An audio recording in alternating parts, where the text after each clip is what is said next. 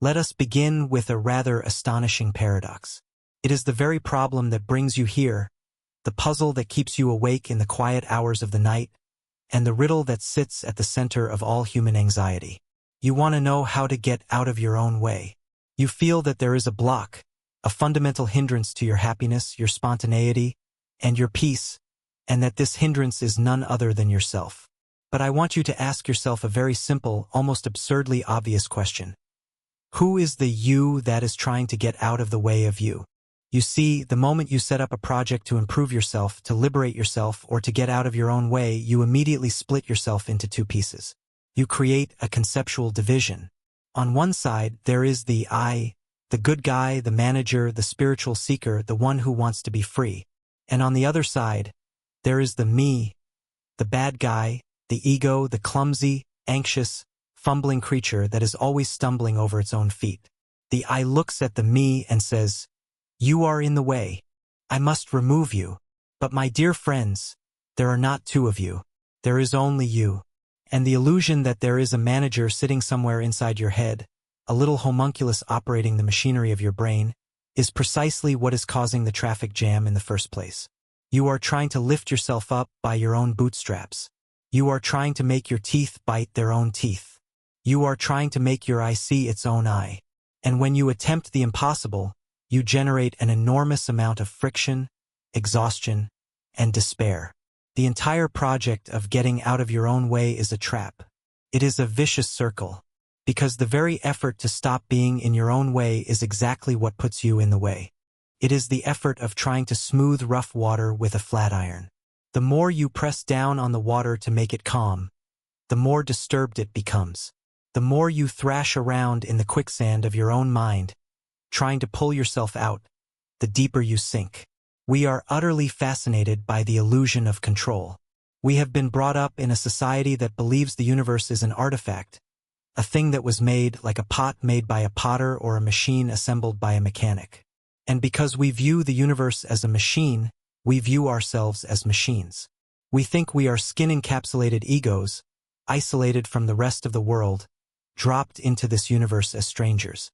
We feel we must command our bodies and command our minds, the same way a driver commands an automobile. But you are not a driver inside a body. You do not have a body. You are your body. And you do not have a mind.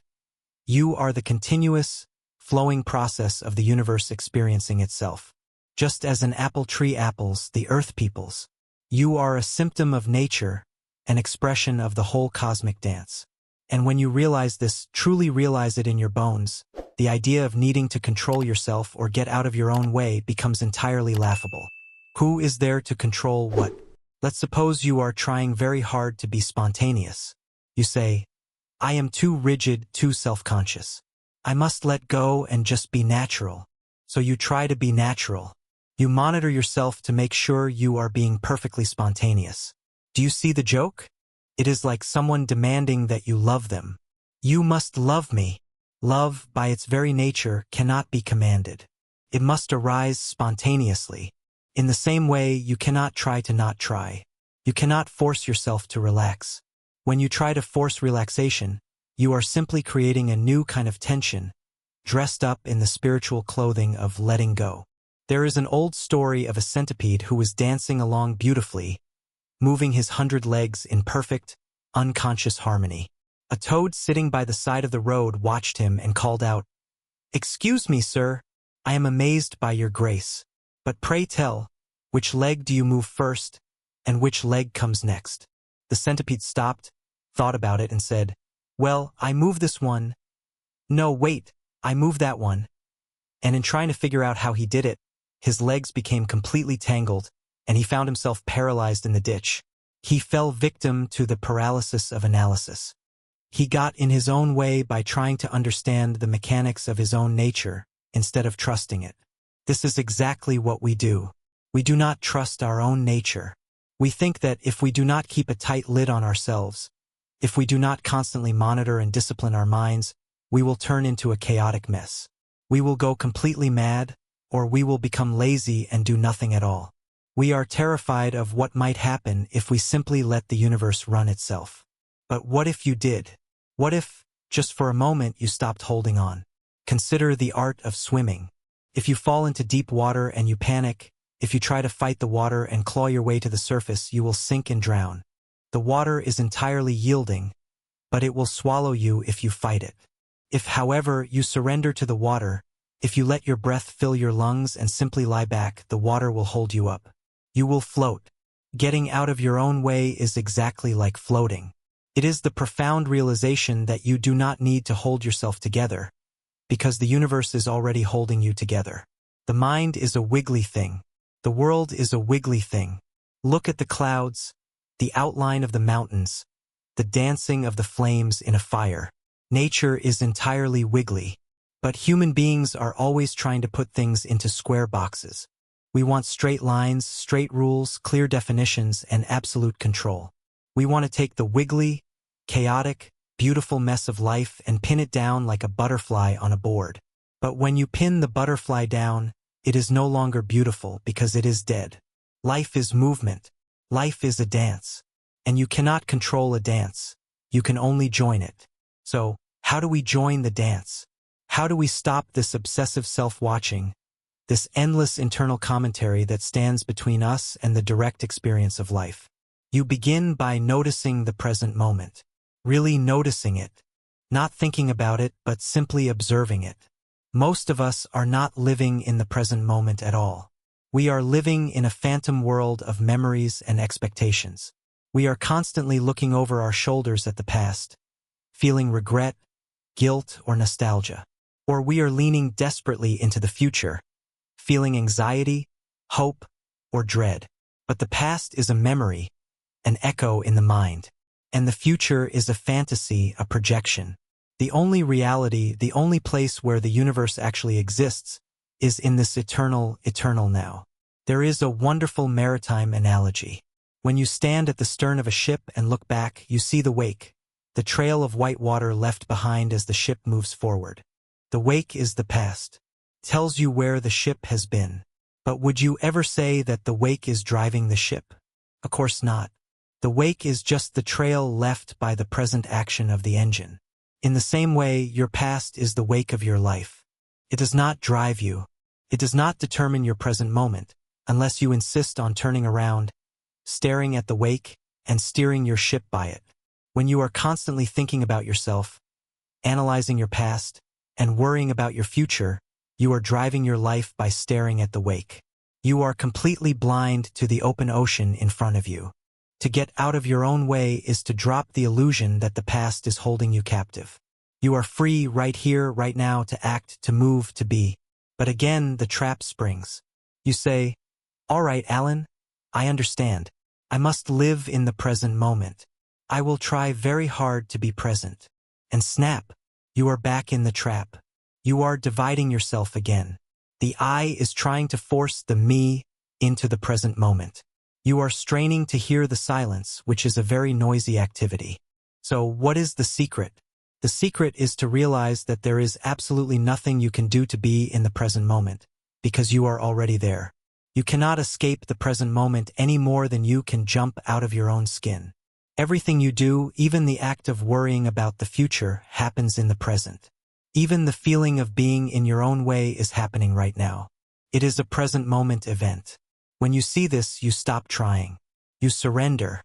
You realize that your thoughts, your anxieties, your desires, and your confusions are just happenings in the universe. Exactly like the wind blowing through the trees or the rain falling on the roof. You do not say, "I must stop the wind from blowing." You simply listen to it. In the same way, you do not need to say, "I must stop my thoughts" or "I must remove my ego." You simply observe the thoughts. You let them happen. If you sit quietly and close your eyes, you will notice that you are breathing. But are you doing it? Or is it happening to you? You can take control of your breath, you can breathe deeply or shallowly. But the moment you stop paying attention, the breathing continues all by itself. You don't have to remember to breathe. It breathes you. Your mind works the same way. Your heart beats, your blood circulates, your digestion processes food, and your mind secretes thoughts. It is all a spontaneous happening. The idea that there is a thinker behind the thoughts is a grammatical illusion. In English, we need a noun to perform a verb. We say, the lightning flashes. But there is no lightning separate from the flash. The flashing is the lightning. In the same way, there is no thinker separate from the thought. There is just the thinking process. When you fully grasp that there is no separate you to be in the way, the problem vanishes. It disappears like the morning mist when the sun rises. You realize that the feeling of being in your own way was just a kink in the mind, a temporary knot created by the illusion of separation. This brings us to the profound concept of Wu-Wei in Taoist philosophy. Wu-Wei is often translated as non-action, but that is not quite right. It does not mean sitting around like a lump on a log doing nothing. It means effortless action or action without forcing. It is the art of sailing rather than rowing. When you row a boat, you are using your own muscular effort to fight the water. You are sweating, straining, and inevitably getting tired. But when you sail, you put up a canvas and let the wind do the work. You use the intelligence of nature. You align yourself with the currents and the breezes. To get out of your own way is to live your life in the spirit of Wu-Wei. It is to stop fighting the current of your own life. It is to recognize that the universe is an enormously intelligent system, and you are an integral part of it. When you trust this system, you find that you have access to a wisdom and a spontaneity that goes far beyond your conscious, calculating intellect. Think of a musician playing an instrument. When a master pianist plays a complex sonata, they are not thinking about where to place their fingers. If they stop to think, now my ring finger must move to the C-sharp, the music would instantly stop. The flow would be broken. They have practiced, yes, but in the moment of performance, they must get completely out of their own way. They must surrender to the music. They become the music. As W.B. Yeats so beautifully put it, how can we know the dancer from the dance? Life itself is exactly this kind of musical performance. But we treat life as if it were a journey, a pilgrimage with a serious destination at the end. We think the point of life is to get somewhere, to achieve success, to reach enlightenment, to finally become a good or perfect person. And because we are always focused on the destination, we completely miss the music along the way. In music, the end of the composition is not the point of the composition. If it were, the best conductors would be the ones who played the fastest, and there would be composers who only wrote finales. But music is a playing. It is a dance. And you do not dance to reach a specific spot on the floor. You dance to enjoy the dancing. When you understand that your life is not a problem to be solved, but a game to be played, a dance to be danced, the heavy burden of getting out of your own way falls off your shoulders. You realize that your flaws, your neuroses, your anxieties, they are all just part of the complicated, beautiful rhythm of the music. You don't need to eradicate them. You don't need to conquer your ego. The ego is a wonderful tool. It is a useful convention like a name or a social security number. It helps you navigate the physical world, pay your bills, and know which mouth to put food into. The problem is not that you have an ego. The problem is that you have mistaken your ego for who you truly are. You have confused the menu with the meal. You have confused the map with the territory. Who you truly are, fundamentally, deep down, is the entire works. You are the fabric of the cosmos. You are the energy that creates the galaxies, that moves the oceans, that makes the flowers bloom. You are the universe looking at itself, feeling itself, experiencing itself from one unique, fleeting point of view. And if you are the universe, there is nothing you have to do to be in harmony with it. You already are. You cannot possibly be out of harmony. Even your feeling of being disconnected, even your feeling of being in your own way, is exactly what the universe is doing at this particular moment in your particular location.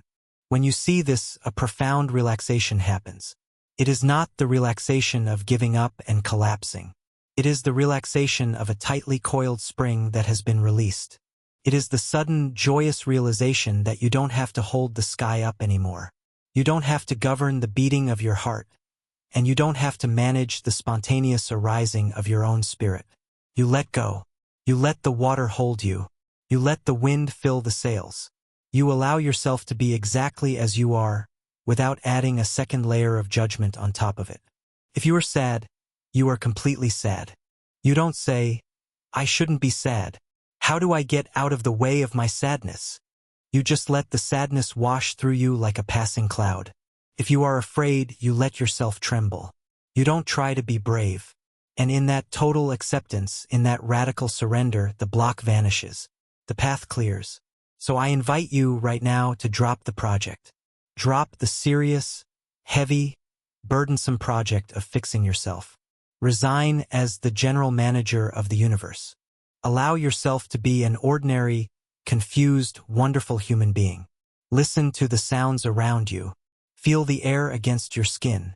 Notice the effortless way your breath moves in and out. There is nothing to achieve. There is nowhere to go. You are already sitting in the center of reality. The music is playing. Stop trying to figure out the steps and simply join the dance.